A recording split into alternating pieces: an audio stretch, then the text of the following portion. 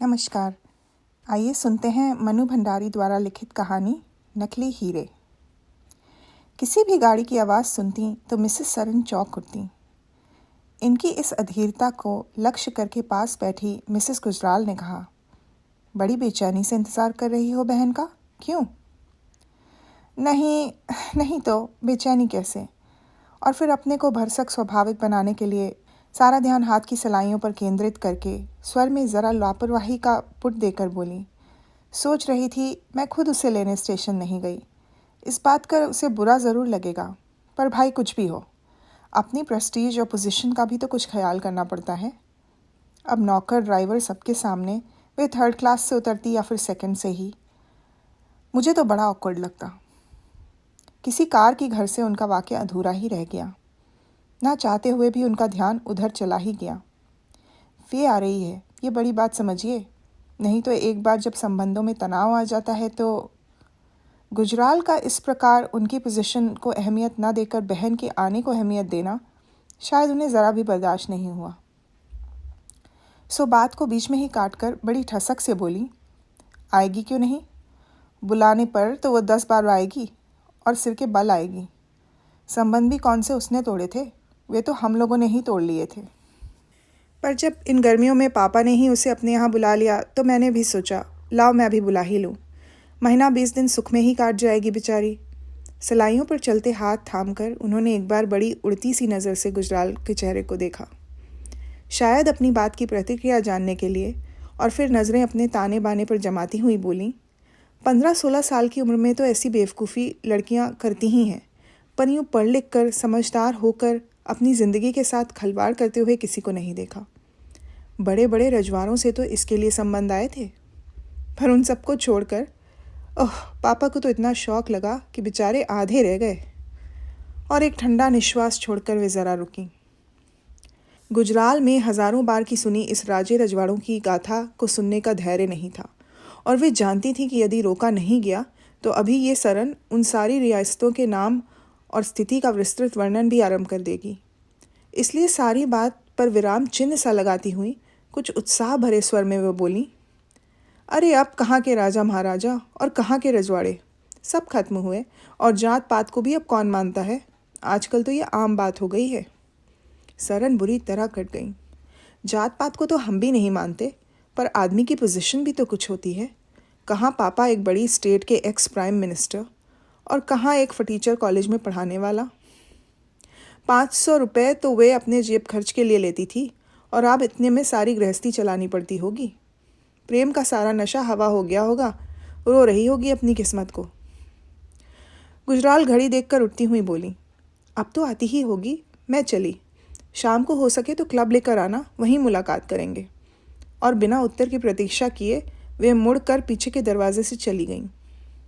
सब चलती हैं कमबख्त, सरन बुदबुदाई। तभी लाल बजरी की सड़क पर तैरती हुई एक बड़ी गाड़ी पोर्टिको में आकर खड़ी हो गई। सरन एक क्षण के लिए जैसे तय ही नहीं कर पाई थी कि कितनी आत्मीयता से वह बहन से मिले, कि इंदु स्वयं ही गाड़ी का फाटक खोलकर बिखरे बाल और अस्त व्यस्त कपड़े लिए दौड़ती हुई आई और दीदी कहकर सरन से लिपट गई। सरन शायद इस तरह के व्यवहार के लिए कदापि तैयार नहीं थी। अपने आप को छुड़ाते हुए बोली, अच्छी तो है, चल चल अंदर चल।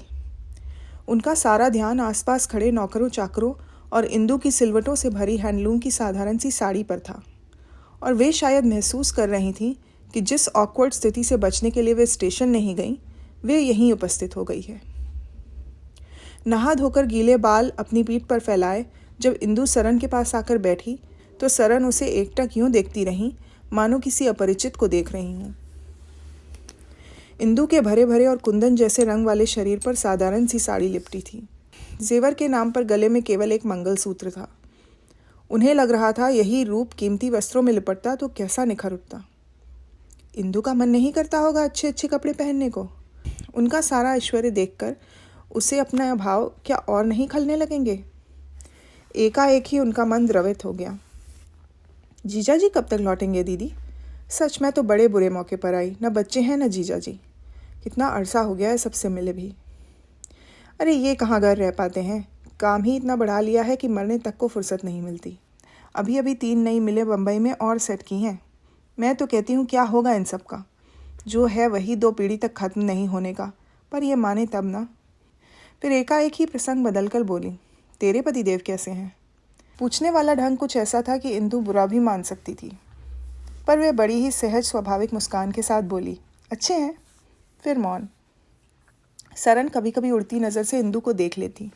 वे प्रतीक्षा कर रही थीं कि इंदु कुछ बोलेगी, शायद उसे बहुत कुछ कहना होगा, पर वे खिड़की के पार शून्य में जाने कहाँ नजरें टिकाए बैठी थी। थोड़ी देर बाद एकाएक सरन की ओर देखकर बोली, तुम बड़ी दुबली हो गई हो दीदी। 2 साल से ही तो तुम्हें नहीं देखा, पर बड़ी कमज़ोर कमज़ोर लग रही हो, क्या बात है?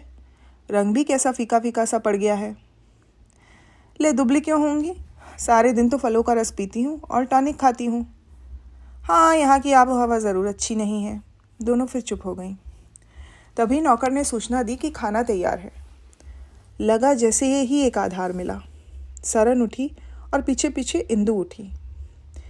एक एक कमरे में हज़ारों रुपए का फर्नीचर, कार्पेट्स और पर्दे लगे हुए थे। कहीं सफाई का और कहीं कुछ मरम्मत का आदेश देती सरन रुकती रुकती जा रही थी। तू तो मेरे यहाँ पहली बार ही आई है? हाँ, इंदु का संक्षिप्त सा उत्तर था। सरन बराबर ही महसूस कर रही थी कि इंदु आने के बाद से ही कुछ खिन्नी सी हो चली है। बोल कितना कम रही है। इस उदासी का कारण भी वे जानती हैं और बहुत चाह भी रही हैं कि अपना ऐश्वर्य उसे ना दिखाएं, पर छिपाएं भी कहाँ। और सच तो यह है कि जितनी प्रबल इच्छा छिपाने की हो रही थी, उससे ज़्यादा बताने की हो रही थी। खाने के कमरे में आए तो अनेक व्यंजनों से भरी मेज़ पर गर्व भरी दृष्टि डालकर बोली, तुझे जो जो पसंद है वही बता दे, शाम से वही सब बन जाया करेगा। मैं तो सब खाती हूँ। प्लेट को अपनी ओर सरकाकर सब्जी लेते हुए इंदु ने कहा। स्वर की लापरवाही सरन को अच्छी नहीं लगी। क्यों, अब वे सब नखरे नहीं रहे क्या? पहले तो बड़े मिजाज थे तेरे खाने के मामले में। वे बचपन की बातें थीं, अब क्या? हंसते हुए इंदु ने कहा। सरन ने गौर किया, हंसती हुई इंदु कुछ ज़्यादा सुंदर लगती है। तो अब क्या हो गया? मुझे तो खाने का अभी भी बहुत नखरा है। फिर जैसे न चाहते हुए भी उनके मुंह से निकल गया, हाँ, नखरा निभाने के साधन होने चाहिए। यूं कहकर स्वयं लगा कि ज़रा कड़ी बात उन्होंने कह दी, पर बात निकल चुकी थी। दोनों फिर चुपचाप खाने लगी। संध्या को चाय पीने के लिए दोनों बाहर लॉन में आईं। हरी मखमली घास पर सफ़ेद पेंट किया हुआ सिंगापुरी केन का सेट हाथी दांत की तरह चमक रहा था और बगीचे में चारों ओर खुशहाली जैसे बिखरी पड़ी थी। इसी जगह से कोठी का सबसे सुंदर व्यू दिखाई देता था। इंदु चाय बनाने लगी तो उसके हाथ से केतली लेकर स्वयं चाय बनाने लगी। वे इंदु का ध्यान किसी भी काम में अटकाकर नहीं रखना चाहती थीं। वे चाह रही थीं इंदु उनकी कोठी को देखे, उनके बगीचे को देखे, बगीचे की रौनक को देखे। चाय का पहला घूंट भी नहीं पिया था कि नौकर ने बड़े अदब से एक नीला लिफाफा सामने पेश किया और इंदु ने इसे आश्वस्त भाव से हाथ बढ़ाया, मानो वे अच्छी तरह जानती थी कि ये उसका है, मानो वे उसकी प्रतीक्षा में ही थी। ये क्या, आज आई और आज ही चिट्ठी भी आ गई मास्टर जी की? अपार आश्चर्य से सरन ने पूछा। इंदु केवल मुस्कुरा दी। अब ये तो कैसे बताती कि उसके रवाना होने के 2 दिन पहले ही ये चिट्ठी पोस्ट कर दी गई थी। बस उसके गालों के चारों ओर बड़ी ही आकर्षक सी सुर्खी फैल गई। लिफाफे को उसने बिना खोले ही हाथ में दबा लिया। मिसेस सरन को न चाय पसंद आई, न चाय के साथ का नाश्ता। खानसामे की जगह पास खड़े बैरे पर उन्होंने सारा गुस्सा निकाल दिया। उनकी मित्र मंडली में से 2-3 के टेलीफोन आए कि बहन को लेकर क्लब आओ, पर उन्होंने सबको यही जवाब दिया कि आज वो थकी हुई है, कल लेकर आऊँगी। आज वे चाह रही थीं कि इंदु के पास बैठकर कुछ बातें करें। सवेरे से दोनों के बीच जाने कैसा अवरोध आया हुआ है कि कुछ बोल ही नहीं पाती।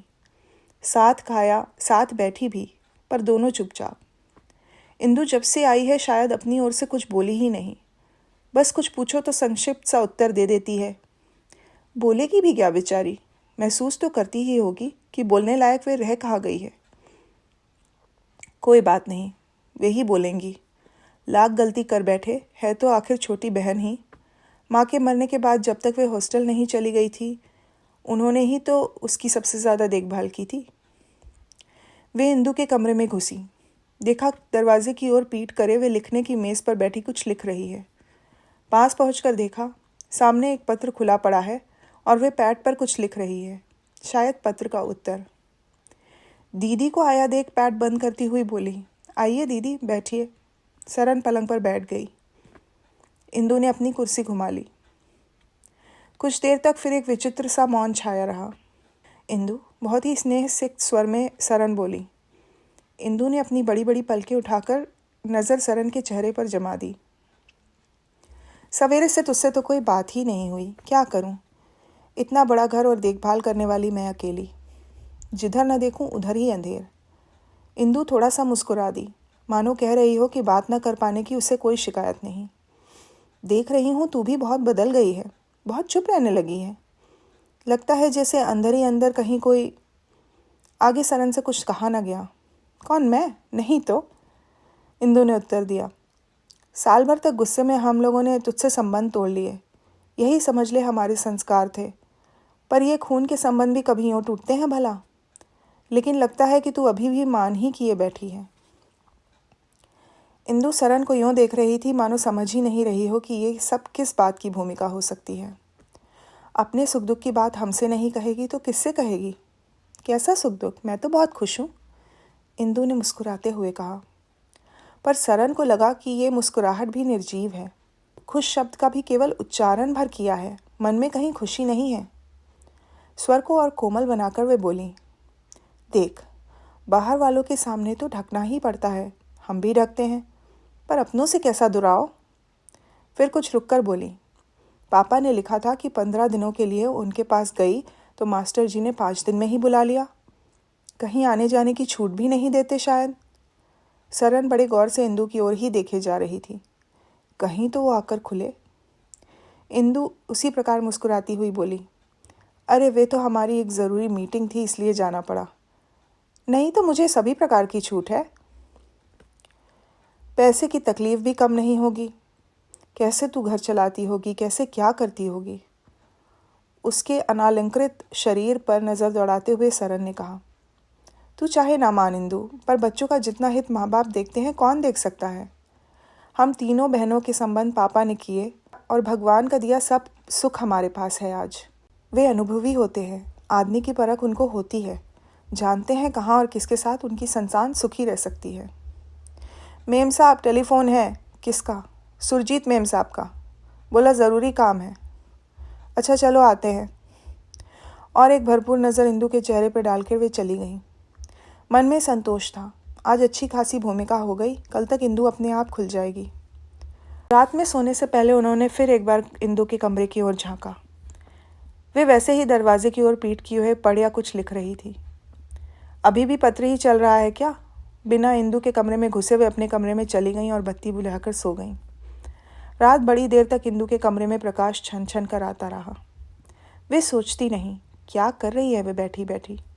क्या लिखते होंगे ये पत्रों में? विवाह को इतने वर्ष हो गए, उन्होंने तो कभी पत्र नहीं लिखे। क्लब जाने के लिए सरन और इंदु गाड़ी में बैठी तो इंदु ने शायद पहली बार अपनी ओर से प्रश्न किया, कैसा क्लब है दीदी, क्या क्या होता है वहाँ? उसका ध्यान सरन के गहनों, भड़कीले वस्त्रों और गहरे मेकअप पर था। अरे क्लब क्या, यहाँ का सबसे अच्छा रेस्टोरेंट है। हम 8-10 फ्रेंड्स 4 बजे से 6 बजे तक के लिए यहाँ इकट्ठी हो जाती हैं। बस गपशप खाना पीना चलता है, अच्छा समय बीत जाता है। लाल बत्ती हो जाने से गाड़ी खड़ी हुई और मौका पाते ही एक भिखारिन खिड़की में से सिर घुसाकर गिड़गिड़ाने लगी। सरन ने भौहें चढ़ाकर उसे झिड़का और खिड़की का कांच चढ़ाकर पर्स से सेंटेड रुमाल नाक पर रख लिया। फिर इंदु से पूछा, तुम्हारे नागपुर की सोशल लाइफ कैसी है? क्या एक्टिविटीज़ रहती हैं तुम लोगों की? बस यूं ही, कोई ख़ास नहीं। फिर वही छोटा सा उत्तर। मुकेम्बो के सामने गाड़ी रुकी तो आगे आगे सरन और पीछे पीछे इंदु उतरी। दरवाजे पर खड़े वर्दीधारी दरबान ने अटेंशन की स्थिति में खड़े होकर तपाक से सलाम ठोका और दरवाज़ा खोलकर खड़ा हो गया। साड़ी की पटलियों को ठीक करके सरन 2 सीढ़ियाँ चढ़ी और गर्दन को हल्का सा झटका देकर अंदर घुस गई।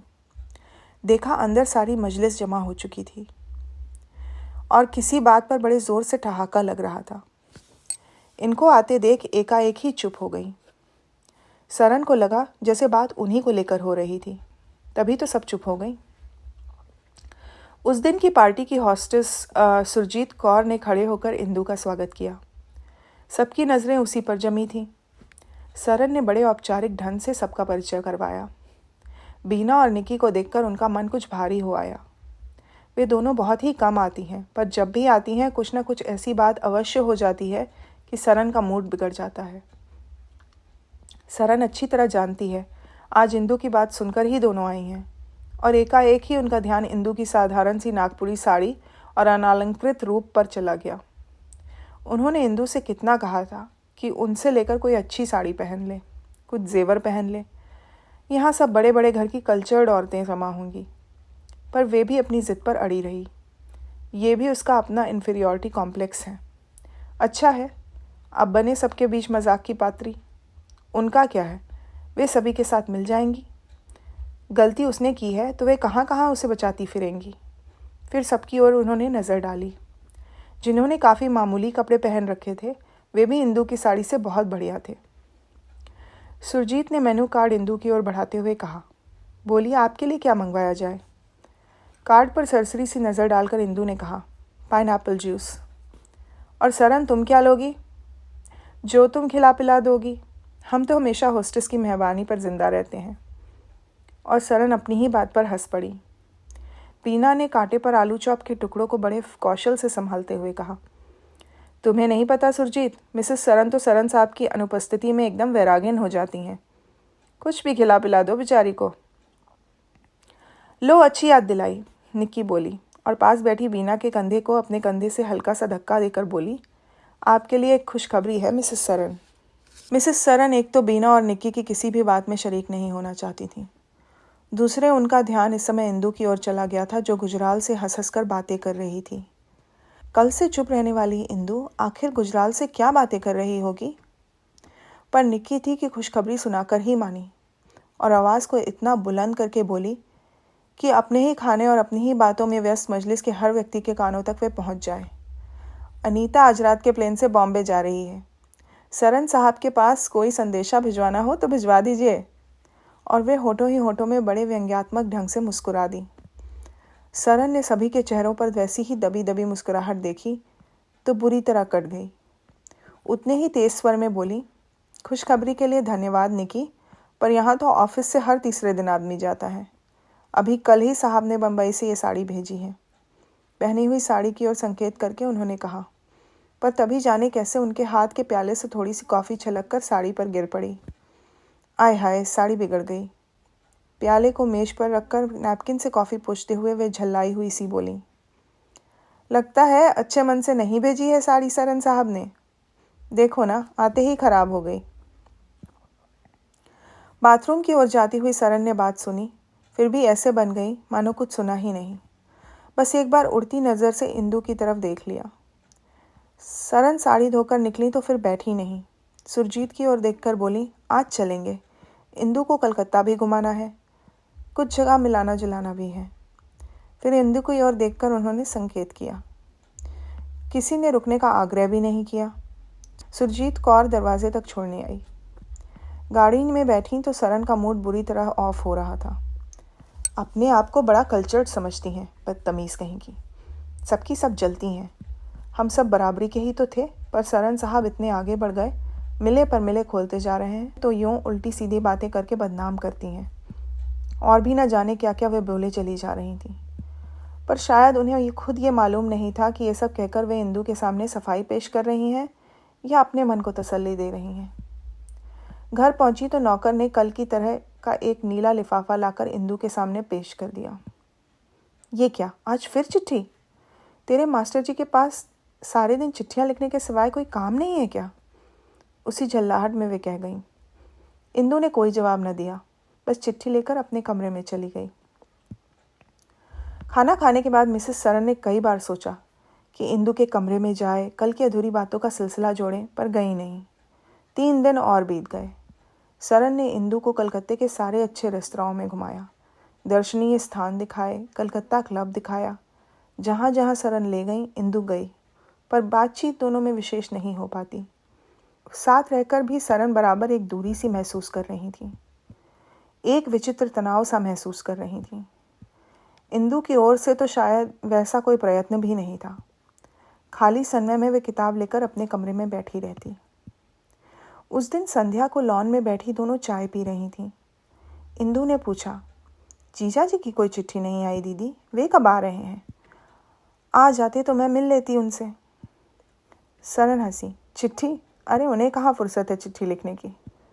हम तो भाई जब ज़रूरत हुआ ट्रंक पर बात कर लेते हैं। जितनी देर चाहो कर लो, 10 मिनट, 15 मिनट, आधा घंटा। तो फिर आज बुक कीजिए ना ट्रंक, मैं भी एक बार बात ही कर लूँ। सरन ने सेक्रेटरी को बुलाकर आदेश दिया, रात 11 के बाद बम्बई के लिए ट्रंक बुक कीजिए, साहब से बात करेंगे। चाय समाप्त करके वे इंदु को लेकर अपनी जौहरी की दुकान पर पहुंची। बड़े तपाक से स्वागत हुआ। सरन ने कुछ नए डिज़ाइन के अच्छे अच्छे सेट निकालने को कहा। देखते ही देखते सारा काउंटर मखमली डब्बों से भर गया। ले, इनमें से एक सेट पसंद कर ले। सरन ने सामने फैले जगमगाते हुए डिब्बों की ओर संकेत करके कहा। सेठ जी एक के बाद एक डिब्बे खोलते ही चले जा रहे थे और उनके मतानुसार हर सेट अपनी तरह का अनोखा सेट था। कौन मैं? कुछ आश्चर्य से इंदु ने पूछा। मैं तो ये सब पहनती ही नहीं। मैं अपनी ओर से दे रही हूँ, अब पहनना, सरन ने कहा और ढेर में से एक सेट निकाल कर बोली, देख ये कैसा है, पहन कर देख, तुझ पर खूब खिलेगा। बीच में ही सेठ जी बोले, अरे साहब इसकी तो बात ही मत पूछिए, 5 सेट के ऑर्डर तो आए रखे हैं, जो भी देखता है बिना पसंद किए नहीं जाता। सरन के बड़े हुए हाथ से सेट लेकर वापस उसे काउंटर पर रखते हुए इंदु ने कहा, मैं सचमुच ही नहीं पहनती दीदी, लेकर क्या करूँगी? और सरन कुछ कहती उसके पहले ही बोली, तुम ज़रा ये सब देखो, जितने में मैं सामने वाली दुकान से होकर आती हूँ। और वे उतरकर सामने की किताबों वाली दुकान पर चली गई। सरन ने अपने आप को बड़ा अपमानित सा महसूस किया। एक क्षण तो वो इंदु का जाना देखती रहीं, फिर उन जेवरों में खो गईं। बहुत छानबीन करके उन्होंने एक हीरे का हार पसंद किया। गले में डालकर आदम का शीशे के सामने खड़ी होकर हर एंगल से उन्होंने देखा। इंदु हाथ में एक पैकेट लेकर लौट आई थी, शायद किताबें लेकर आई थी, पर उन्होंने उसे देखकर भी नहीं देखा, न कुछ पूछा ही। इंदु ने शायद सरन की बेरुखी भांप ली। शायद उसे ये भी लगा कि इनकार करके वह ज़्यादती कर गई, इसलिए स्वयं ही आकर बोली, इसे ले लीजिए, आप पर बड़ा सुंदर लग रहा है दीदी। सरन शीशे में पड़ते इंदु के प्रतिबिंब को देखकर बोली, 70,000 मांग रहे हैं। फिर दोनों हाथ पीछे ले जाकर हुक खोलती हुई बोली, यहाँ तो मन पर चढ़ने की बात है, चढ़ गया तो ले ही लूँगी। फिर सेठ जी से कहा, अभी तो पैक करवा दीजिए, फाइनल जवाब 2 दिन में दूँगी। ज़रा 2-4 लोगों से और पसंद करवा लूँ। ज़रूर ज़रूर, हार को वापस केस में जमाते हुए सेठ जी बोले, इसके बारे में 2 राय हो ही नहीं सकती, आप 2-4 को छोड़ 10 को दिखा लीजिए। दोनों लौट पड़ी। रात 12 के करीब ट्रंक की लाइन मिली। इंदु सरन के कमरे में ही बैठी थी। बड़ी फुर्ती से सरन ने रिसीवर उठाया। हेलो, हाँ, मैं मिसेस सरन। कौन, राम सिंह? साहब को दो। हाँ, साहब को, हम ज़रा बात करेंगे। और सरन ने राम सिंह की मोटी किंतु स्पष्ट आवाज़ में सुना, साहब तो हुजूर अनीता मेम साहब के साथ डांस पर गए हैं, आने से हम बोल देगा।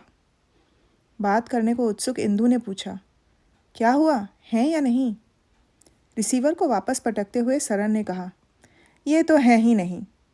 अच्छी जान मुसीबत में कर रखी है इन्होंने अपनी, दिन में चैन ना रात में। और एक हल्की सर्द सी आह निकल गई उनके मुंह से। इंदु चुपचाप अपने कमरे में लौट आई। दूसरे दिन सवेरे ही इंदु के पास नागपुर से तार आ गया कि फ़ौरन चली आओ। सरन ने चिढ़कर कहा, ये भी कोई बात हुई भला? बहन के पास रहने का हक भी नहीं है तुम्हें? पापा के पास भेजा तो यूं बुला लिया, यहाँ भेजा तो तार आ गया, जैसे वे ही तेरे सब कुछ है, हम कुछ हैं ही नहीं। बात यह है दीदी कि उन्हें और इंदु का चेहरा सुर्ख हो गया। सरन से जाने की अनुमति लेने के लिए वे मुस्कुराई तो गालों के वे गड्ढे और गहरे हो गए। कुछ बात नहीं है, मैं तार करवा देती हूँ कि अभी नहीं जाएगी। नहीं, जाना तो मुझे होगा ही। बात यह है कि अब तुम्हें क्या बताऊँ। और इंदु चुप हो गई। सरन एकटक इंदु का चेहरा देख रही थी। उन्हें लगा वे चाहे लाख मना करे, पर सामने खड़ी मुस्कुराती इंदु जाकर ही मानेगी। और सचमुच ही शाम की गाड़ी से इंदु ने जाने की तैयारी कर ली। सरन ने उसके लिए फर्स्ट क्लास का टिकट मंगवा दिया और बहुत इनकार करने पर भी फल और मिठाई के टोकरे तैयार करवा दिए। दोनों पोर्टिको में खड़ी थीं और सामान कार पर रखा जा रहा था। सरन की आंखें नम हो आई थीं। बड़े ही स्नेह भरे स्वर में वे बोली, देख इंदु, कभी भी किसी भी चीज़ की ज़रूरत हो तो निसंकोच भाव से लिखना। हम लाख बुरे हों पर हैं तो तेरे अपने ही। आप भी कैसी बातें करती हैं दीदी। आप लोगों से नहीं कहूँगी तो किससे कहूँगी भला। आप लोगों के सिवाय मेरा है ही कौन। इस बार अंदु का स्वर भी भर आ गया। इंदु की छोटी सी अटैची और एक टोकरी को लिए नौकर उतर रहा था कि जाने कैसे उसका पैर फिसल गया और दोनों चीज़ों सहित वे नीचे जाकर चारों खाने चित्त हो गया। ड्राइवर ने नौकर को संभाला, अर्दली ने लुढ़कती हुई टोकरी को। अटैची खुल गई थी और उसका सामान इधर उधर बिखर गया था। सामान के साथ ही 4-5 नीले लिफाफे भी फड़फड़ा कर इधर उधर बिखर गए। सरन एकाएक उन लिफाफों को देखती रही। इंदु ने जल्दी से झुककर सारा सामान वापस अटैची में भर दिया और होठों पर मुस्कुराहट और आंखों में आंसू लिए अंतिम बार हाथ जोड़कर गाड़ी पर बैठ गई। गाड़ी इंदु को लेकर चली गई। जब तक गाड़ी आंखों से ओझल नहीं हो गई तब तक सरन एकटक उसकी ओर ही देखती रही। फिर एक निश्वास छोड़कर भारी कदमों से लौट आई। कुछ देर तक वे निरुद्देश्य सी इस कमरे से उस कमरे में घूमती रहीं। फिर अपने कमरे में आकर सेफ खोला तो सामने ही कल वाला हीरे का हार रखा दिखाई दिया। उन्होंने उसे निकाल लिया और खोलकर देर तक उसे इधर उधर करके देखती रहीं। एकाएक ही उन्हें लगा, इन हीरों में तो चमक ही नहीं है, ये तो नकली हैं। कल जौहरी उनके साथ धोखा कर गया। इतने विश्वास का जौहरी और धोखा। कल जाने कैसे उन्हें भ्रम हो गया। उन्होंने फिर एक बार गौर से देखा, नहीं नहीं, ये हीरे नहीं हो सकते। इतने फीके और मंदे, बिल्कुल सादे कांच के टुकड़ों की तरह। नकली हीरे। ये थी कहानी नकली हीरे, मनु भंडारी जी की तरफ से। आशा है आप सबको पसंद आई होगी। फिर मिलेंगे अगली कहानी के साथ। नमस्कार।